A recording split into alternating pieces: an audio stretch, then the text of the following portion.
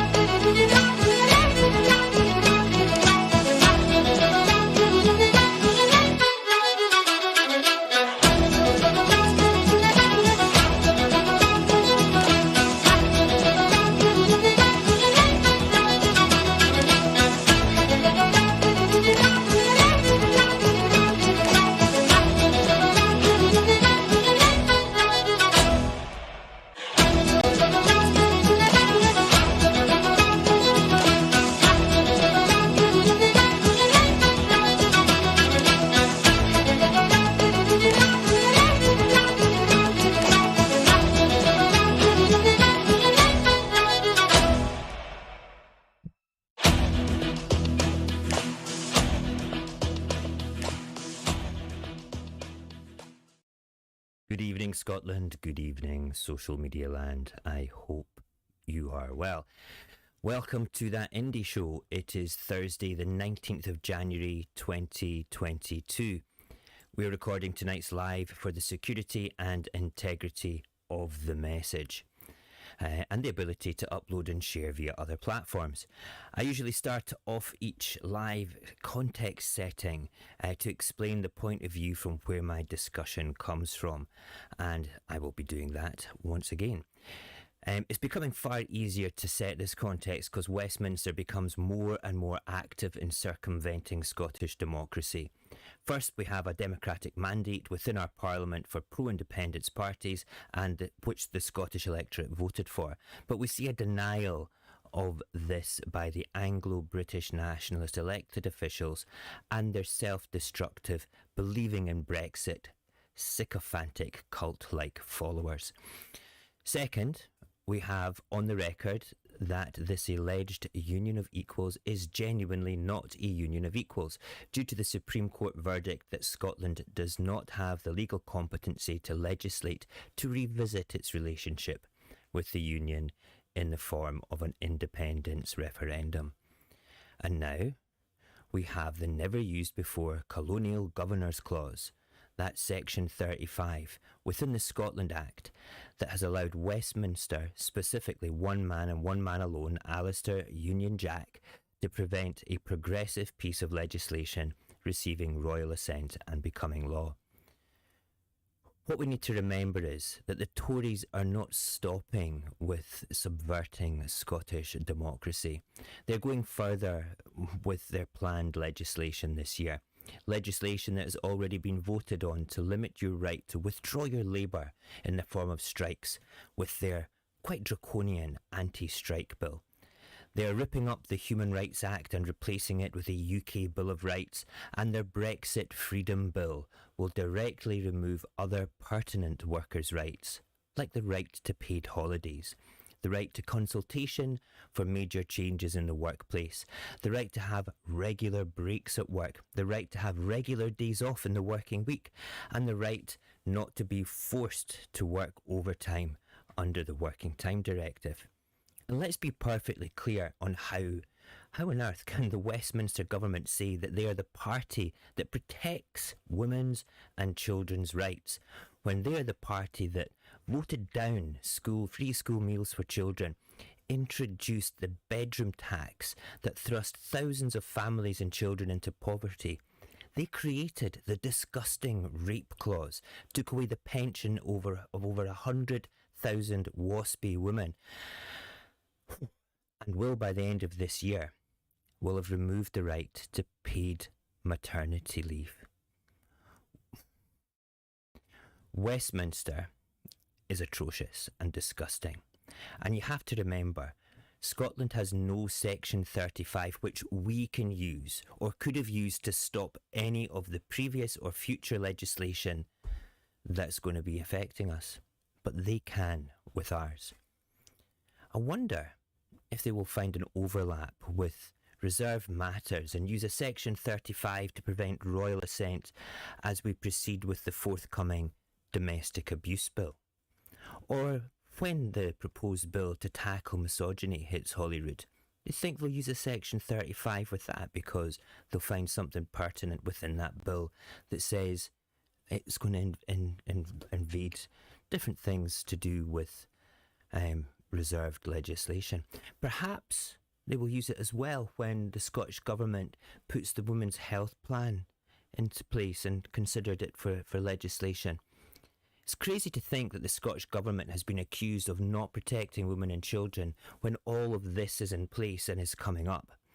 Please also remember that the Scottish Government unanimously passed and to enshrine the UN Children's Rights Charter into Scots law with the UN CRC Incorporation Scotland Bill, but Westminster shot it down. I really think that people should stop and take a wee breath and consider who truly is the enemy of women and children.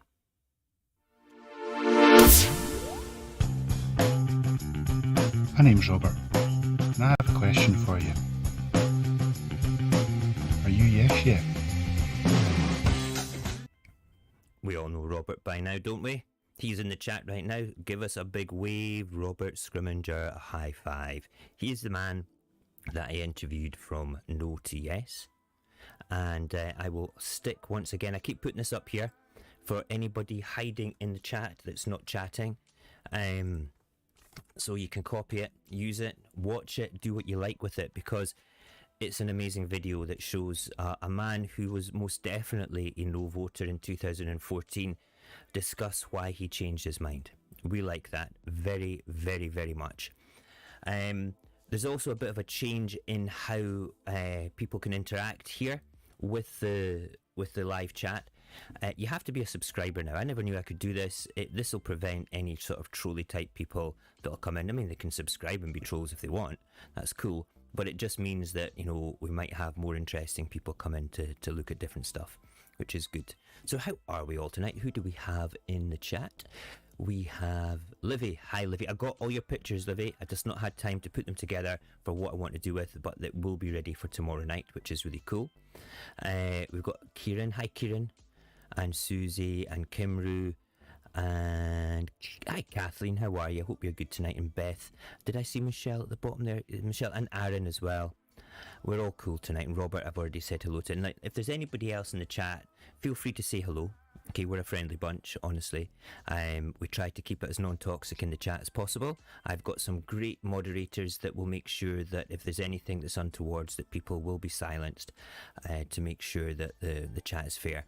It's my life, so there's certain things that I feel that's inappropriate to talk about. Okay, so I mentioned several different bills and things in my introduction there. I am going to put every single one of the links for the different things that are coming up into the chat. If anybody wants to verify them and look at them, by all means do so, because these are all official documents that I'm putting in here from the Scottish Government, and they're kind of very important to back up what I'm saying. Oh, hang on, missed doing that. Oh no, I just did something stupid there. There we go, that's better.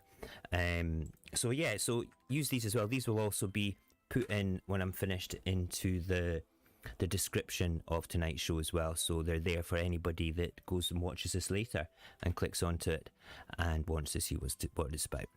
So tonight we're going to be discussing a wee bit about currency, both UK and the Scottish currency, and the effect that Indy may have on either.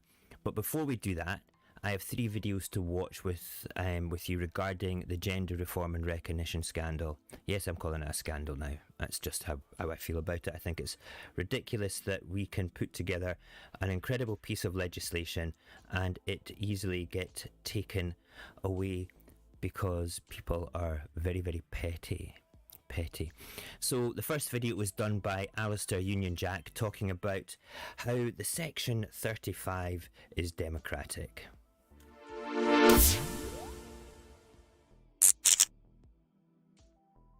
Are you going to revoke it or not? No, and this is democracy. The Democratic Act is the Scotland Act 1998. It was brought forward by a Labour government. It created the Scottish Parliament. It was voted for by the SNP at the time and supported by the SNP. And in there is a Section 35 order, which is available for the Secretary of State to use if there are adverse effects on a GB-wide piece of legislation. And in this case there is, and it's the Equalities Act. And I've had to use Section 35 because the legal advice I have says that citizens right across the United Kingdom, including Scotland, are impacted, so there's adverse effect by this legislation. So that is why I've stopped it going for royal assent. I've suggested to the Scottish Government they look at the legislation again, but the ball is in their court. They brought forward the legislation. I just had to do what we do with every bill. 347 acts of Parliament in nearly 24 years have come from the Scottish Parliament, and they've gone for royal assent. But occasionally, one has to be checked because it has adverse effects on the rest of the UK. This is one of those. It's the first time it's been used, though. Yeah. We've used Section 33 a few suggestion that times. it's sort of the run-of-the-mill, this is normal. It's a bit No, it's not normal at all. isn't This is the first time, but it's a very... I didn't take this decision at all lightly. I'm sorry that it involves gender and the trans community, and they're not part of my thinking at all. This is entirely the legal opinion, the constitutional situation, and a piece of legislation that has adverse impacts on other legislation within the UK. No more than that. Oh, come on. Okay, that sounds like a serious passing of the buck to me. Now, listen, I'm going to be a bit of a devil's advocate here because I hate to say it, if it's in a law that has been voted for, it is kind of democratic, totally immoral, totally wrong for the reasons he's doing, but it's been put in there to subvert the process of laws. So think about this, right? The law was set up to create the Parliament, all right? The law was there. It's got all these little caveats inside it. Section 30, Section 31, 2, 3, 4, and this awful one, Section 35. So it is a ruling piece of legislation, okay? And I don't like it, but it's the same thing as the Supreme Court's thing. I don't like the Supreme Court's decision, but I accept it because it was the right thing. The use of the Section 35 order is what's wrong. Okay, this is what's wrong. So the law itself, the Scotland Act 1998, was created with so many legal back doors that we might as well call them front doors. You know, they can just walk in and they can go, don't like how you've decorated this, and so we're just going to close the door so nobody else can see it and nobody else can come in and look after this. This is how I genuinely feel about what's going on here. You've got to remember, okay, it is legal. It is perfectly legal for this to happen, and it's like I said, it's wrong, the use of it. But then you also have to remember at one point in our history, it was perfectly legal for women not to have the vote. And so much has changed. And you know something, since 1999, since the Scottish Government, Scottish Parliament was set up, so much has changed. We've evolved as a nation to a point where we're on the cusp of a blinding majority for independence, and we're sitting at a starting point of round about 50%, and we can move forward with that and progress with that because they have no argument, and they keep doing things that make people look up from their I really couldn't care less attitude behind their newspapers and go, wait a minute, that might be legal, but it's totally wrong, you know? We as independent supporters are not trying to create a power base, Are we as independent supporters not trying to create a power base that is fully autonomous from those that actually created this perfectly legal and allegedly democratic but genuinely not right Westminster power base that created the front door sections that they can go in and do things? Are we not trying to change that? Are we not trying to move forward and create a better country with things like the Gender Recognition and Reform Bill? Of course we are. And for those that genuinely think that it's okay for progressive legislation that has about absolutely nothing to do with removing the rights of women is to be prevented from becoming law by another country, incidentally, who's obviously only there to prevent, which is obviously only there to prevent legislations from becoming law. If you're okay with that, if you're okay with that, you need to have a word with yourself, because there's absolutely no overlap here apart from the things that Westminster think they are. But if that was to stand up in a legal battle, okay, a court battle, they're going to lose, because it's within the competency of Scotland to be able to do this quite happily. Let's have a little looky-loo at the chat before we play the second video. Is James in the house? Did I see somebody say hi to James? James Jarvie. Hello, James. How are you? Cool. And Claymore's ready. Mate, come on. Barry, how are you, sir? I'm going to be good to Barry. Barry, my man, very good. See, mic's on. We're okay. What else are we saying? So, never said exactly what these adverse effects actually are. Yeah, they talk about same-sex schools and having a problem there. They talk about various other things. There's 5 different sort of layman's terms things that I've got from Tuesday night's live in the chit-chat. I should really make an Instagram post to discuss them as well. What's Livy saying? The MPs who spoke today said email your MPs about this because it boils down to a vote and every vote counts. Absolutely.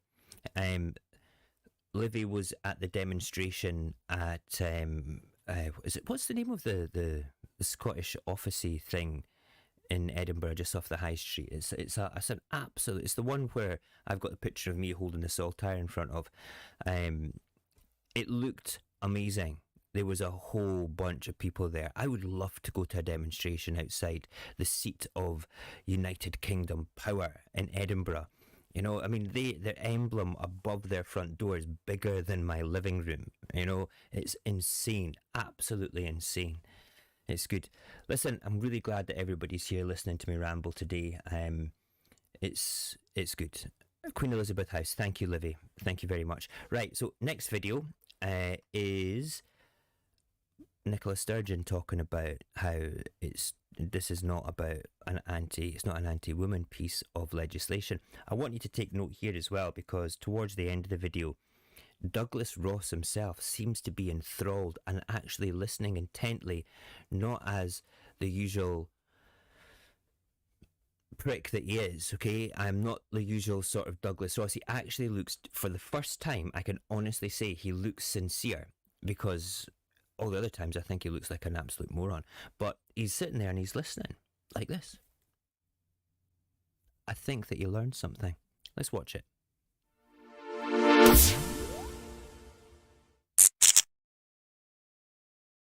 Firstly, it is not my position, and I didn't say and have never said that predatory men will not seek to abuse women. My argument is that it is not this bill that creates the opportunities for them to do so. These opportunities, unfortunately, exist already, and it's those that we have to tackle. Nor would not passing this bill remove the opportunities for predatory men to seek to do that. And the reasons for the rejection of these particular amendments and the alternative amendments that were put forward have been set out to this Parliament over the course of the debate in the last 2 days, and a majority in the Parliament has taken a decision. That's how our parliamentary democracy operates. Now, let me set out again exactly what the position as a result of those amendments that were accepted is. And let me firstly remind the Chamber that we have in place already current provisions for the management of sex offenders that are robust, but we have already, indeed before stage 3, given the commitment to expand the reporting requirements to include notification about an application for gender recognition. And the amendments by Shona Robinson and by Gillian Martin, and of course agreed by a majority of this Parliament at stage 3, further strengthen that. So these will mean that no further action can be taken on a GRC application where the police have applied for a sexual offences prevention order, sexual harm prevention order or sexual risk order that would prevent a GRC application. And it's also my final point, Presiding Officer. These are safeguards in this legislation that don't exist in the current gender recognition legislation. Because an important point that is often lost in this debate, because when you listen to this debate, it sometimes sounds as if this bill is either inventing trans people or creating for the first time a process by which somebody can legally change their gender. It is not. That process exists, and these safeguards that I have just set out don't exist in the current law, but they will exist in this new legislation. Now, listening to Nicola there, okay, before I've read it and everything, and obviously I missed the chunk where it basically had all these safeguards. It's remarkable to think that the 2004 sort of like Gender Recognition Act thing that was done by Westminster, I think it was a 2004 one. I can't remember. It doesn't have these like safeguards in place. It's amazing to think that. Is that what they want? Do they not want to have these safeguards? Do they think that we've got a more progressive piece of legislation? Are they going to take the best bits and amend the order, the law that they've put in place previously, okay, and then look like the good guys? I find the whole thing absolutely insane. Anyway, Nicola nails it. In fact, even like we saw there, Douglas Ross appears to be enthralled with the discussion on what the GRR actually is. The Scottish Tories know that this is a good piece of legislation, and the Scottish Tories are just they're just coming to heel for their Anglo-British nationalist masters. Labour, on the other hand, voted completely for the bill, but unfortunately their Anglo-British nationalist masters also disagree with the legislation. So you can imagine that there's a good few Labour people sitting there going, hold on a minute, are we not supposed to be progressive thinkers? Are we not supposed to be trying to do something that's better for this country? But then you guys are mocking us. Keir Starmer, you're supposed to be an inspiration for us. Oh my God, he's really, really, really not an inspiring leader at all. I find him dull. I actually find him incredibly dull. Anyway, let me get back to the point. Okay, I'm pretty sure that this is the sort of thing that would push some Labour MSPs to potentially become independents. Not independent like SNP, Greens, Alapa independents, but independent people from there, just like giving up their whip for Labour in the Scottish Parliament. And that's something I'm wanting to explore, to be perfectly honest. I feel that with a little bit of pressure and a little bit of nurturing, that there's a potential that we could, grab maybe 10 to 16 of the Labour MSPs to be thinking that, there's got to be some of them that kind of consider that independence is much better than what we've got, but they're towing the party line, and that towing the party line bit prevents them from doing the right thing, because all we need is 16 more votes. 16, that's a hell of a lot in Holyrood, but if we had 16 more votes, we then go over the 2/3 majority to enable us to dissolve Parliament and hold a general election. We can't do it just now without doing something else like Nicola Sturgeon resigning. Okay, but we could do with 16 more votes from potential independence people. Something worth thinking about, and perhaps something worth visiting. I think we should seriously consider it. Okay, let's have a quick look in the chitty chat again before we move on to the last video, and then on to the boring stuff with numbers about currency. The vagueness of Alistair Jack's reasons for bringing in a Section 35 are just another example of unaccountability from Westminster. Thank you, Robert. I totally agree with you. Livy saying, I don't understand if the UK Gov in England did a Section 33. they would apparently lose. Yeah, I mean, I'm pretty vague on what a Section 33 is. I'm pretty sure what a Section 35 is now. I've read the ins and outs of it. So my homework tonight is to go and read up on every section from 30 to 35 so I understand them. We talked about this earlier on, Robert, about the Supreme Court. I don't think it'll go to the Supreme Court. It will be a judicial review, and then it goes on from there. I don't know how a judicial review will work in relation to overriding a Section 35. Perhaps, I don't know. Labour are not progressive left wingers, Kieran. It's a shame, isn't it? I know you were being sarky, but they're just ridiculous. If it's a true partnership of equals, Westminster and Holyrood should reach a consensus over this bill. What if we don't have Section 35? But what if we did? What if we did? We could apply a Section 35 order to the right to strike bill, to the other things that are coming up, the Brexit freedom bill crap that comes into play on the 1st of January 2024. That's the day that you're going to lose a whole pile of working rights and things. So it's something you have to be aware of. This is why independence has suddenly become far more important. I do not want the right to lose paid holidays. I like my breaks. I like the fact that people starting a family can have paternity and maternity leave and not have a financial impact on their lifestyles. I like the fact if there's massive change within the environment that I work with, that we get consulted and such like that. I think that is the baseline for a modern civilization, is to look after people, not a step back into a serfdom from pre-Victorian times, you know. It's just ridiculous.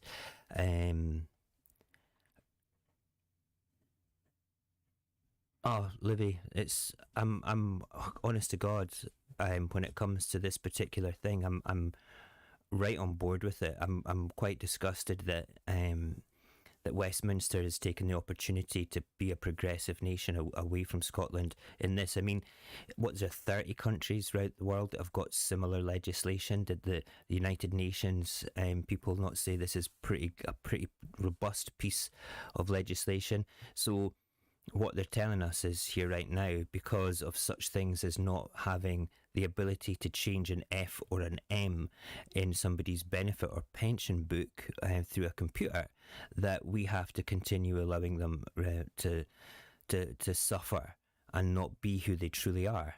It's just ridiculous, in my opinion, utterly ridiculous.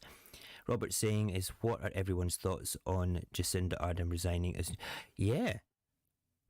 going to talk about that at the end. I didn't know until I looked up at my newsfeed earlier on. Right, okay, last video before we move on to anything else. This is Mary Black this time. Hands up if you like Mary Black and think that she is a tremendous speaker in Parliament. Well, this is her being interviewed about the Gender Recognition and Reform Bill.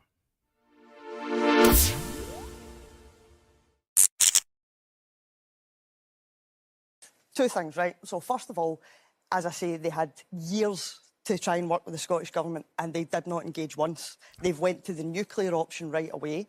But second of all, it's just this idea that this has any outside impact. This is an administrative change. And the Equalities Act covers discrimination of all kinds, including your gender identity, your sexual orientation, disabilities, race and all sorts.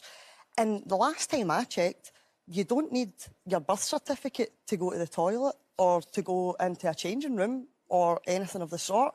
And in actual fact, if you're talking about predators, which is another issue altogether, you should not conflate trans people with predators, but if the concern is predators finding their way into women's spaces, the truth is they already can if they want to.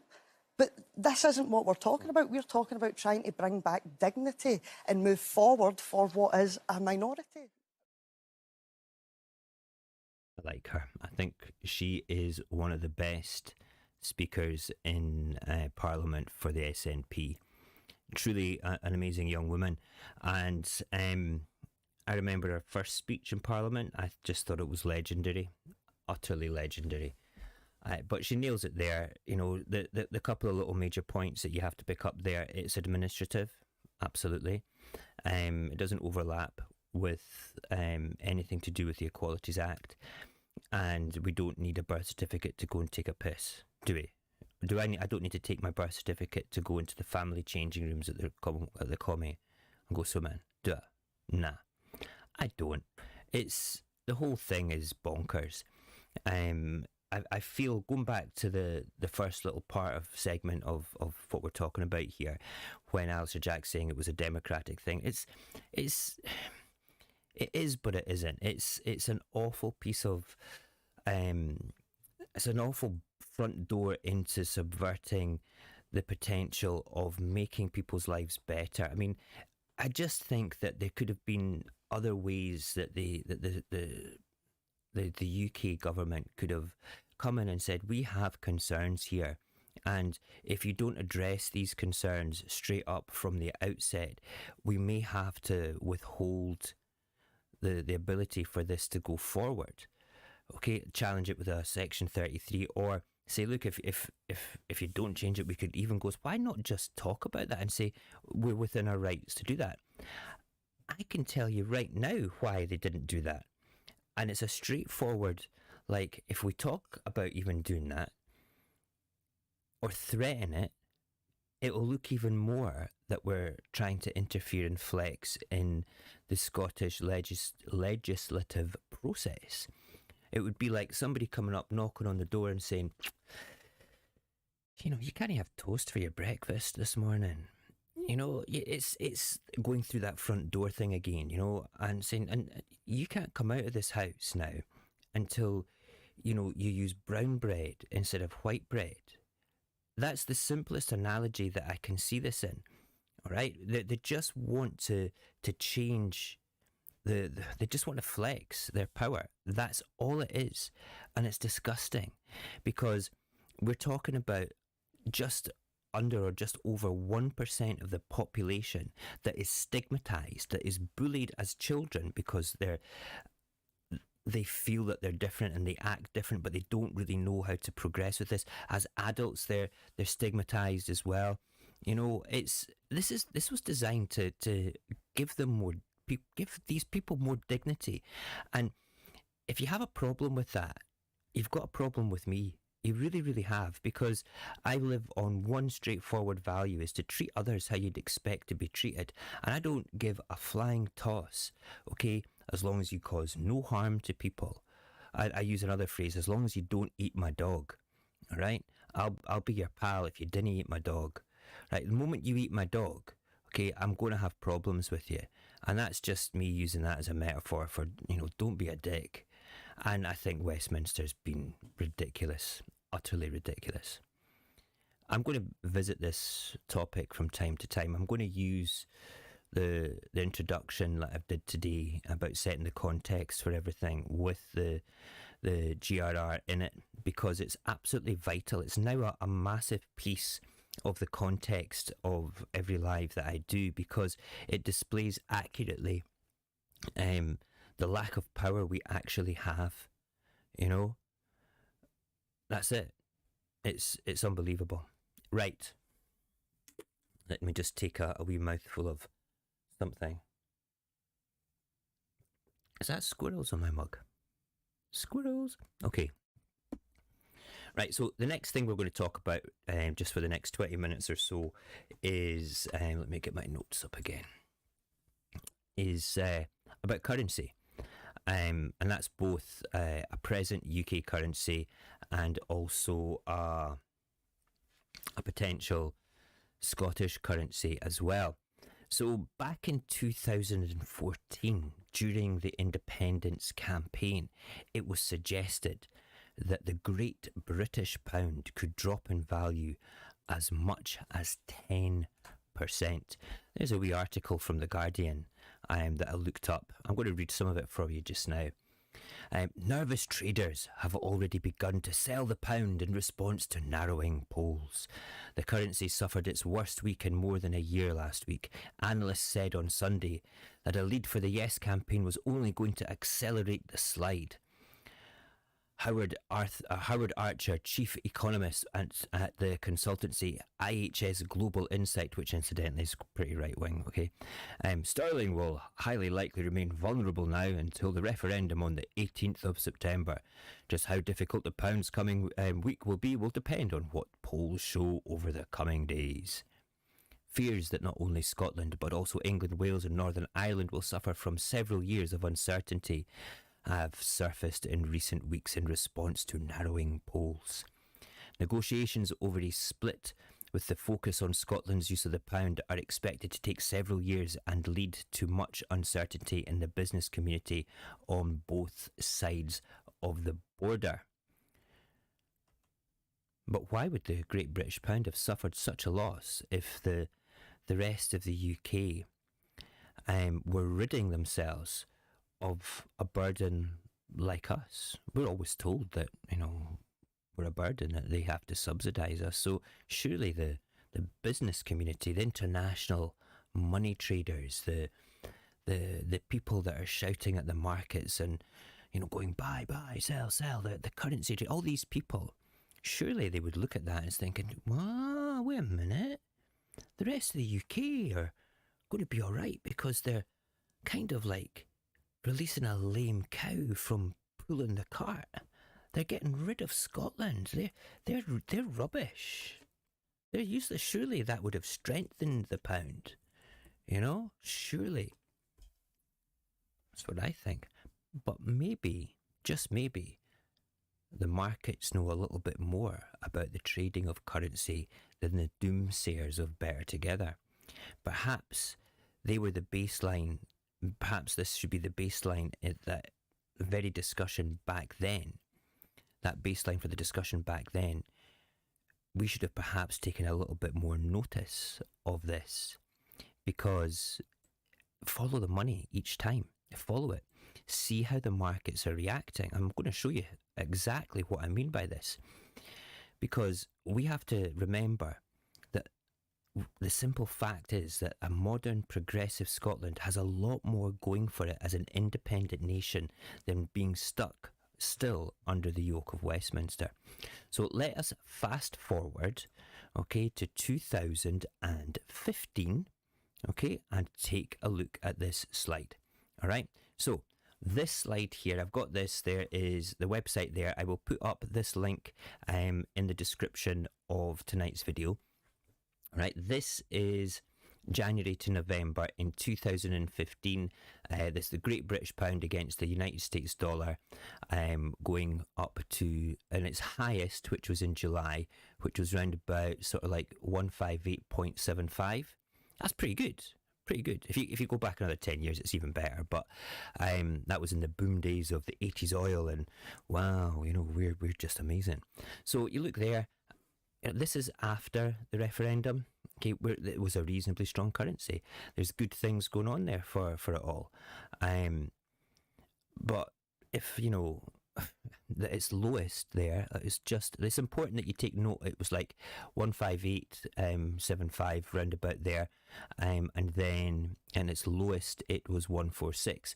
So that's like quite frightening for it to drop down that far, but still not as potentially as bad as when we move into 2016. All right, so in 2016 it kind of drops and goes up and down. You can see that the pound is going up and down all the time. So what happened sort of like here? Well, that was the Brexit vote, wasn't it? Around then, the Brexit vote in sort of like June, July made the pound drop dramatically, and it goes down and down even more.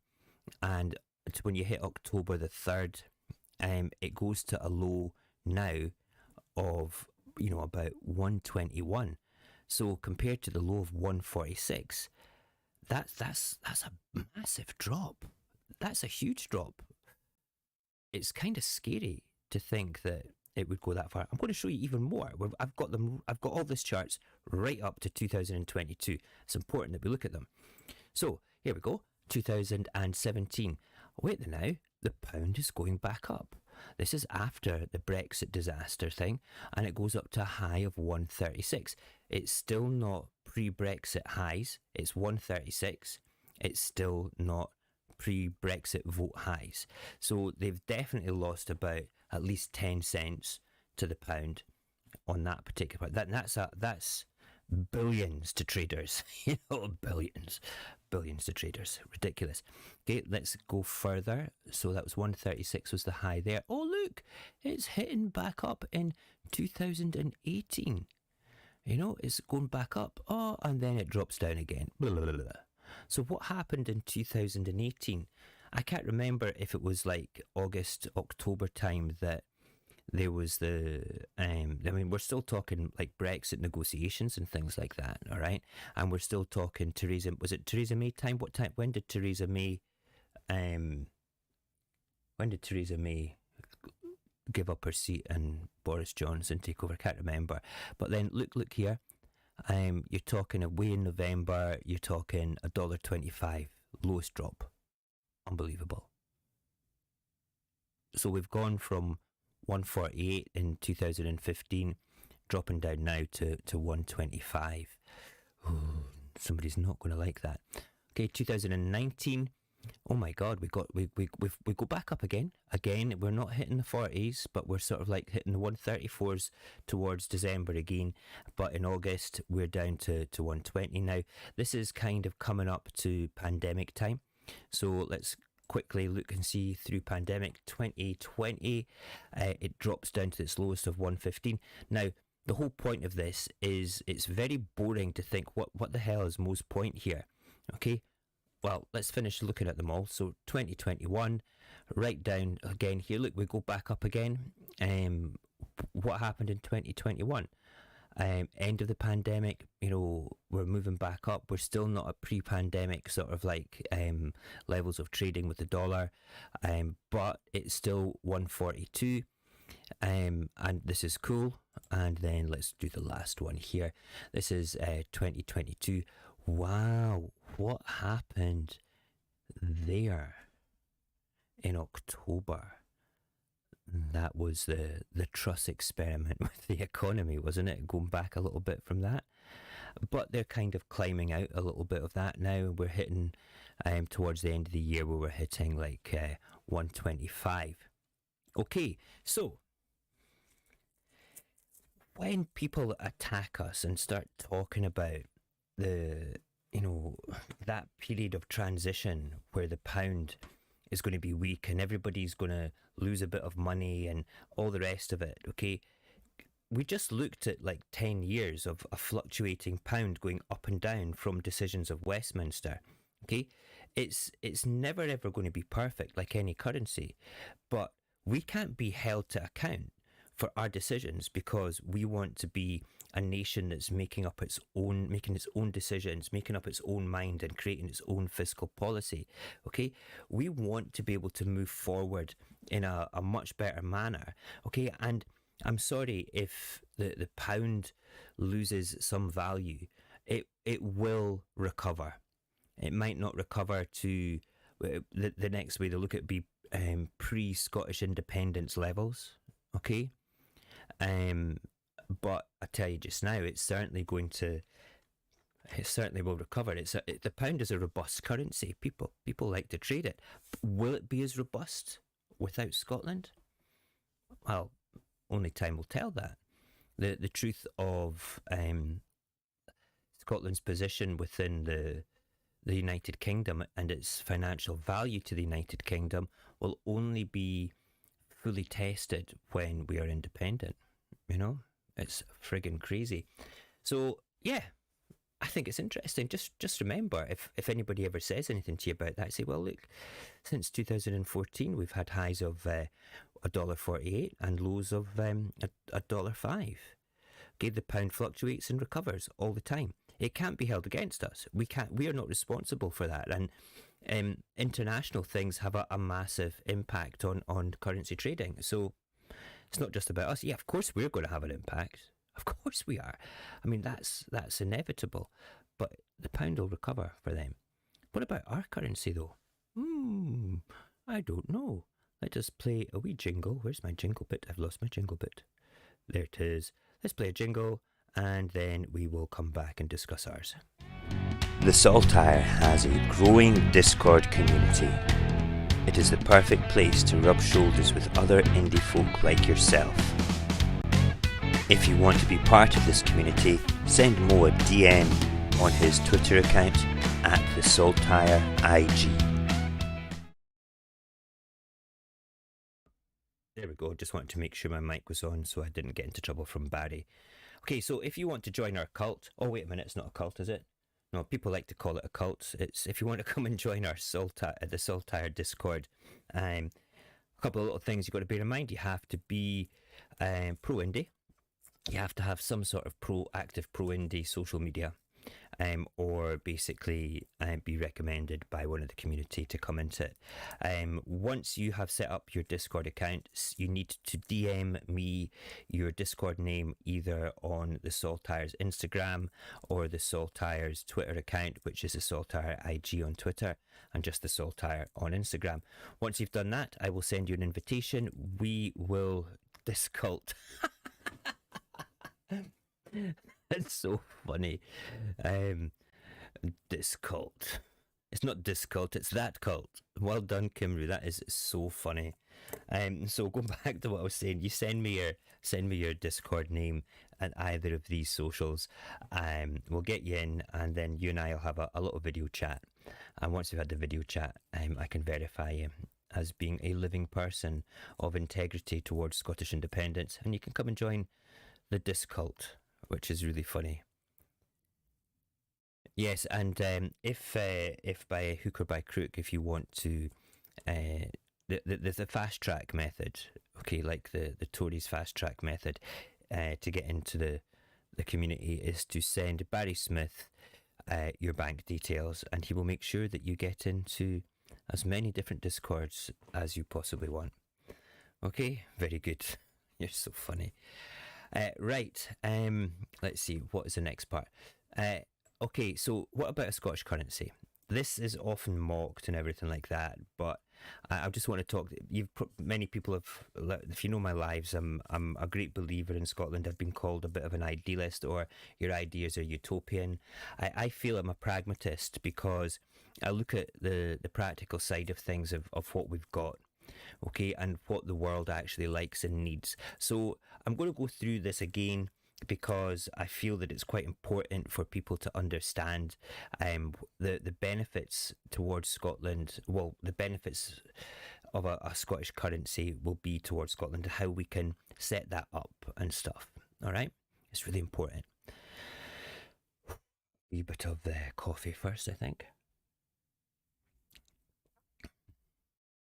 So, when the markets and the traders look at Scotland, they're not going to be looking at a third world country. We are a nation that is established, and we are part of the global community already. We have many, many positive things that are currently going for us.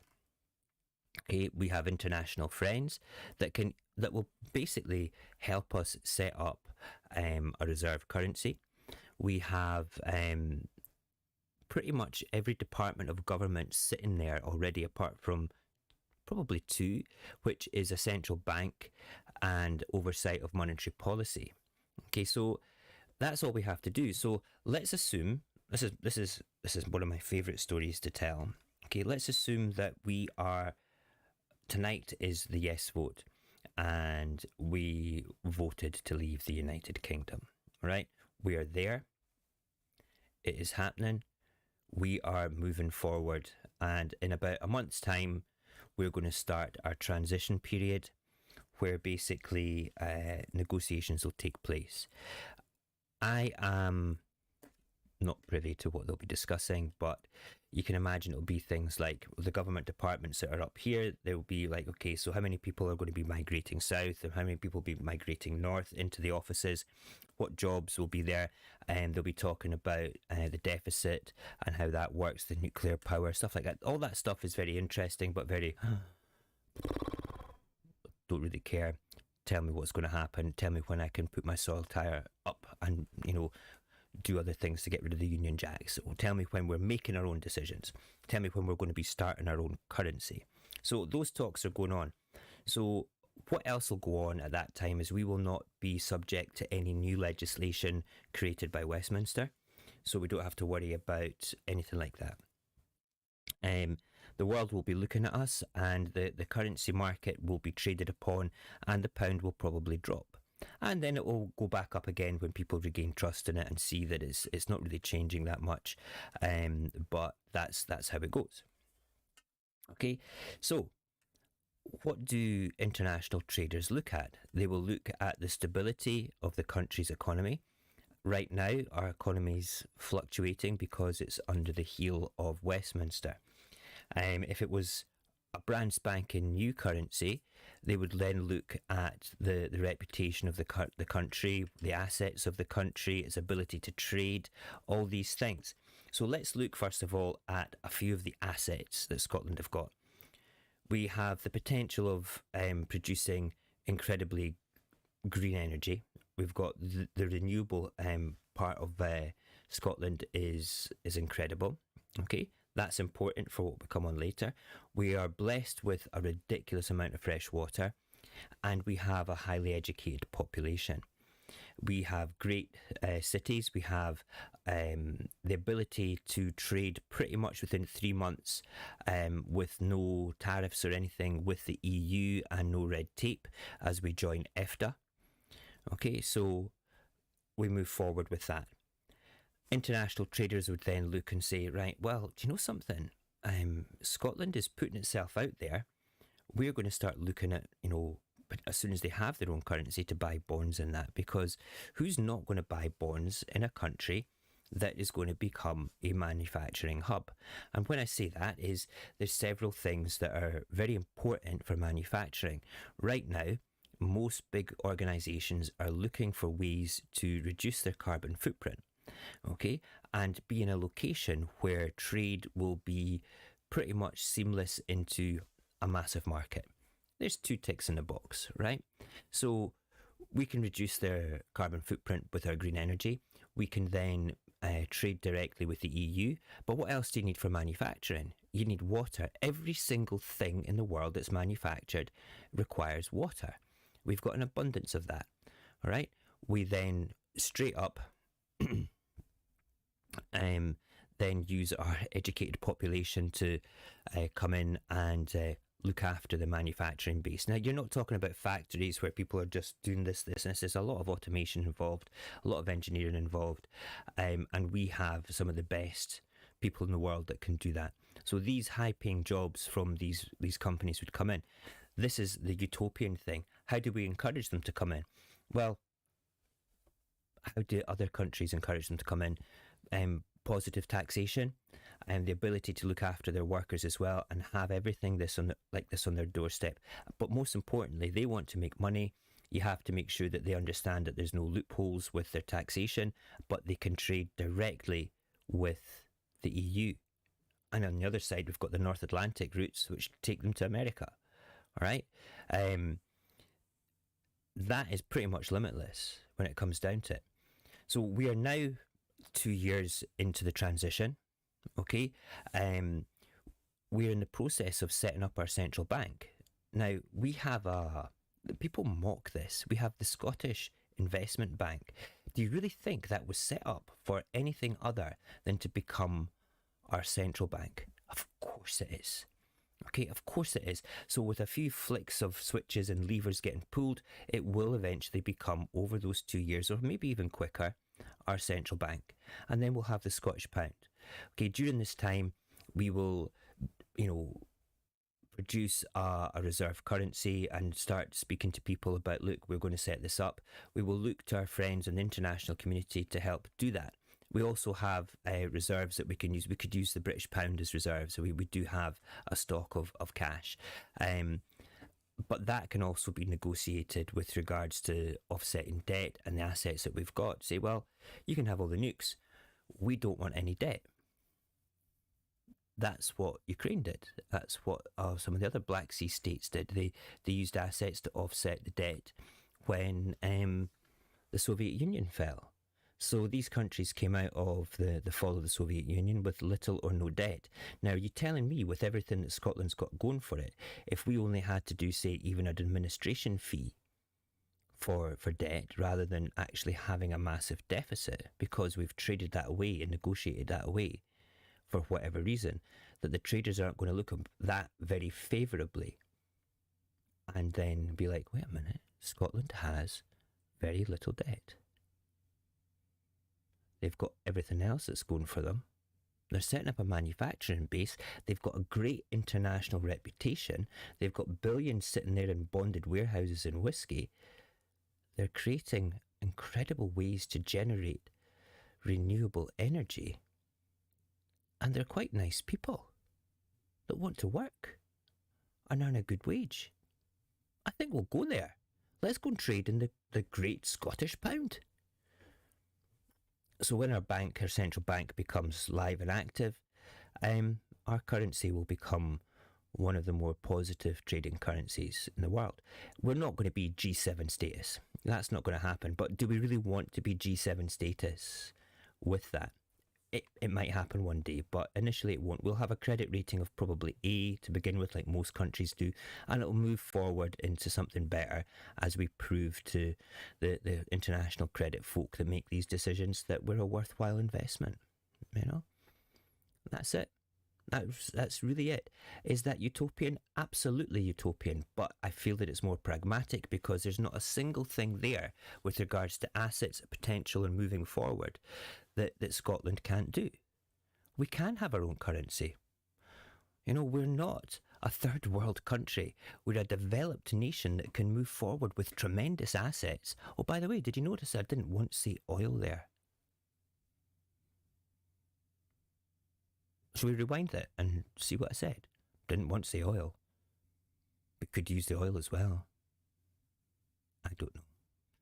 Anyway, that's kind of it for that. Something just to think about, okay? I'm actually going to go and write an essay about what I just talked about there, just straight up, and put it out there and have lots of people shoot it down and say that I'm a dick for writing such a utopian idea. But I feel we have water, we have renewables, we've got an educated population, we've got great potential to move forward, we've got a great international reputation, we're sitting on the doorstep of Europe. We can do all these things. Why can't we do all these things?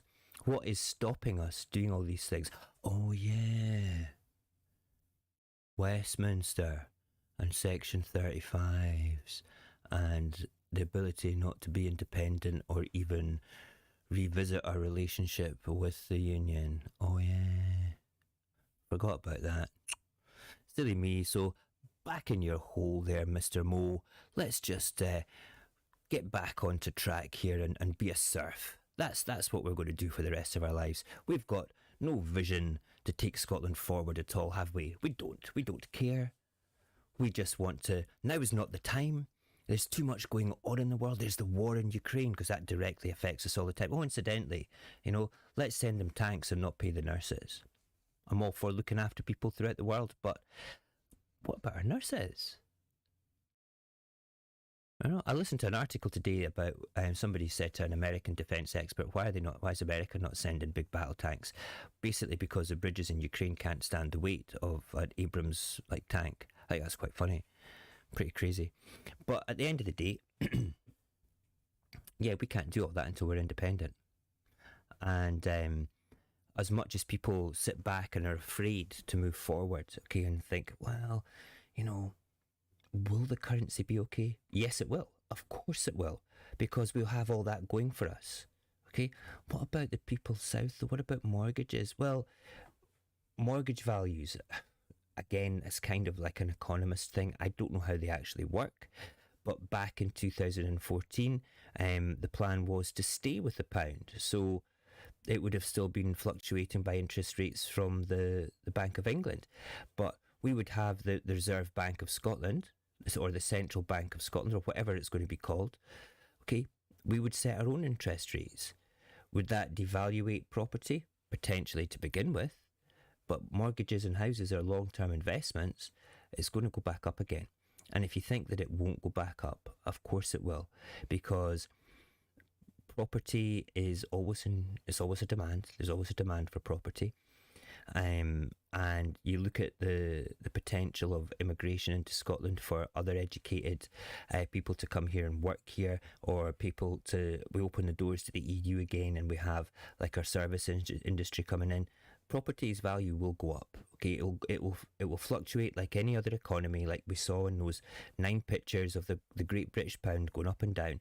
It will do, and the unionist newspapers will latch on to negative stories all about it. But I've proven to you tonight that the pound fluctuates depending on what's going on in the world, what's going on domestically, and it recovers.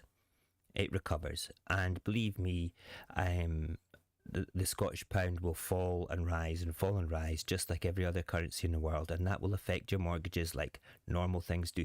However, the one thing I'll say, all right, is that when we actually are independent, we'll have voted people in to do the job.